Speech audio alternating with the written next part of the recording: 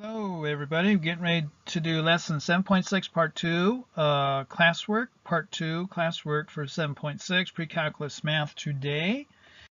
And today's lesson is part 2 of 7.6, the inverse of a square matrix. You have 12 points that will go into your notebook, students. Be prepared for that. Have your notebook guide out or your notebook open. And then we got 32 points here on your classwork sheet. Have that ready to go. And today's bell work, students, teachers, everybody. Here is today's bell work. Solve the equation algebraically. Round your result to 3 decimal places. Here's your first bell work. Second bell work, students, teachers. Let your students have about 5 minutes to do those. Pause your video. See you in 5 minutes. Okay, everybody, welcome back. Hopefully everybody's done. And then for number 73 up here, to solve this equation algebraically here, this can be factored down to e to the x plus 5, then e to the x minus 3 equals 0. So when e to x equals 3, x will equal 1.009. That would be your solution here. This one here, you will not be able to find a negative solution for a natural log, so this can be your only solution here. And then for down here, this quadratic here will factor down to e to the x minus 6, e to the x minus 4 equals 0. And then when you solve these down, you get 1.792 for your first solution here, and then your second solution will be 1.386. Okay, so that's moving into our classwork sheet today. The algorithm shown in example 3, if you remember back into example 3, applies to any n by n matrix A. When using this algorithm, if the matrix A does not reduce to the identity matrix, then A does not have an inverse. For instance, the following matrix has no inverse. This one here does not have an inverse. To see why matrix A above has no inverse, begin by adjoining the identity. Page 2 to form. Now here is I set up here to find if this matrix here will has an inverse here. So this is our identity matrix here. Here is our original matrix there. Then use elementary row operations. So when we try to manipulate this side into this, we end up with this. And then over here, we're not able to obtain an identity matrix. At this point in the elimination process, you can see that it is impossible to obtain the identity matrix I on your left. We can't achieve it over here. Therefore, A is not invertible. That's one way you can determine that. So the inverse of a 2 by 2 matrix, using Gauss-Jordan elimination to find the inverse of a matrix, works well, even as a computer technique, for matrices of dimension 3 by 3 or greater. So for 2 by 2 matrices, however, many people prefer to use a formula for the inverse rather than the Gauss-Jordan elimination. This simple formula, which works only for 2 by 2 matrices, is explained as follows. If A is the 2 by 2 matrix given by this situation here, then A is invertible if and only if AD minus BC does not equal 0. So AD minus BC cannot equal 0 for it to be invertible. If AD minus BC does not equal 0, then the inverse is given by, and then here's our formula, inverse A equals 1 over AD minus BC of this matrix here. Formula for the inverse of matrix A. The denominator AD minus BC is called the determinant of a 2 by 2 matrix A. You will study determinants in the next section. Okay, we'll write that down. Moving on now to example 4, finding the inverse of a 2 by 2 matrix. If possible, find the inverse of each matrix.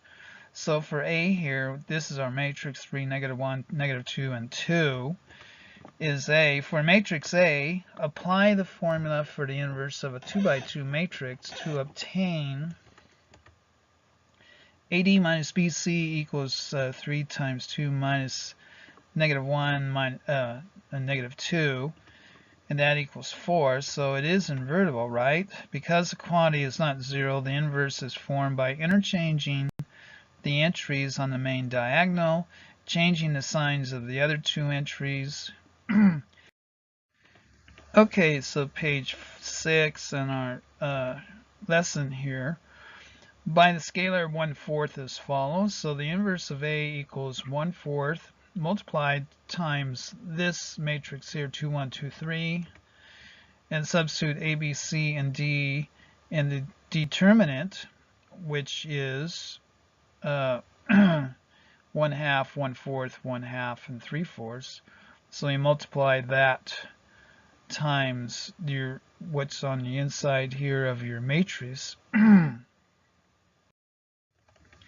And once we do that, you have it. So for B, for the matrix B, you have AD minus BC equals 6 minus 6. See, 6 minus 6. So this would be 6 minus a 6. So it's not going to have a determinant. That equals 0, so which means that B is not invertible. This would not be invertible. Okay, let's try one now.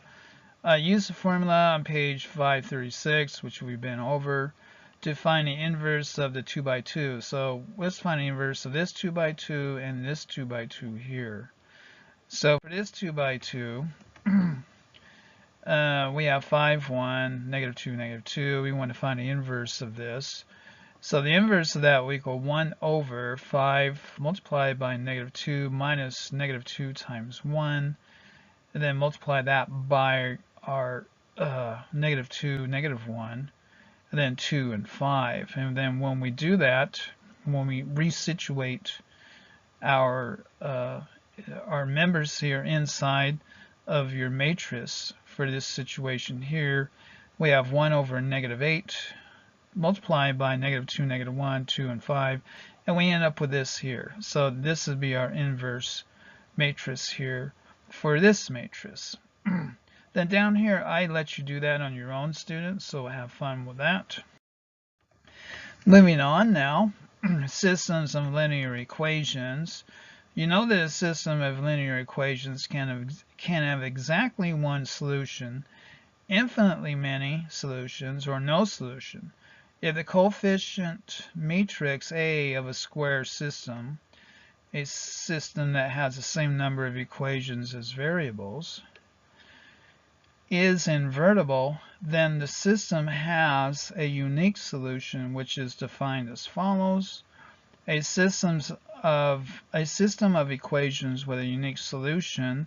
If A is an invertible matrix, then the system of linear equations represented by AX equals B has a unique solution given by X will equal the inverse of A multiplied by B. So this is something to hang your hat on here.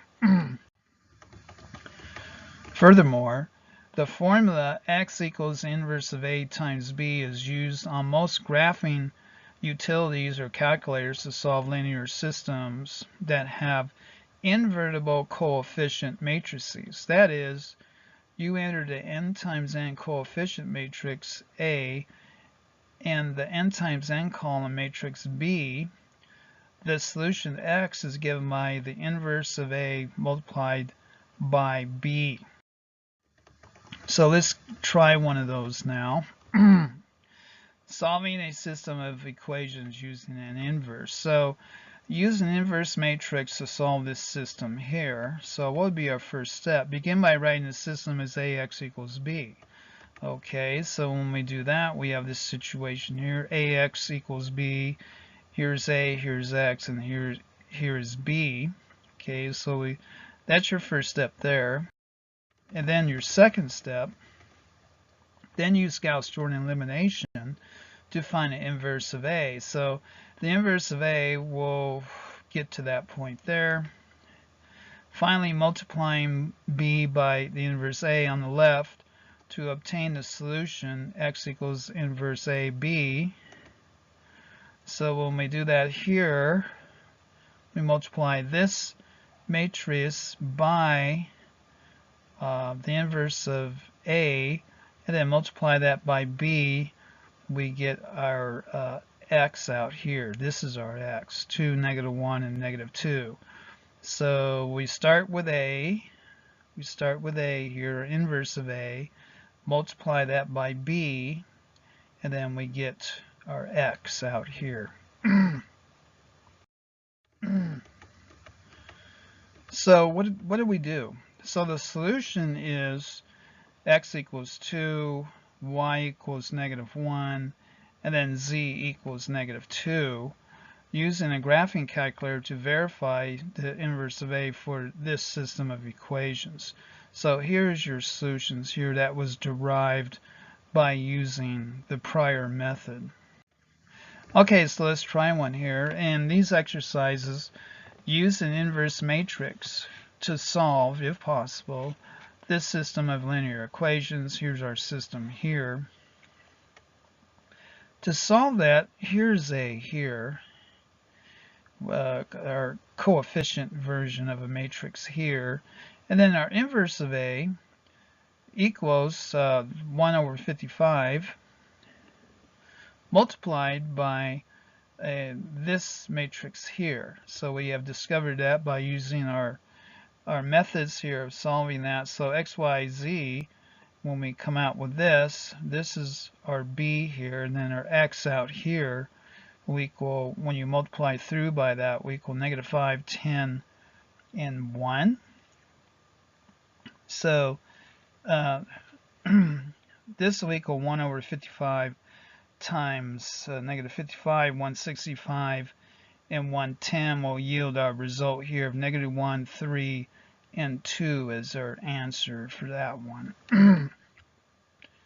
And that is 7.6 Part 2, Pre-Calculus Math. Here is my animated PowerPoint math video at AOL.com for solution PowerPoints, for classwork sheets, homework sheets, or any other course materials that you need. Here's my email. Thank you.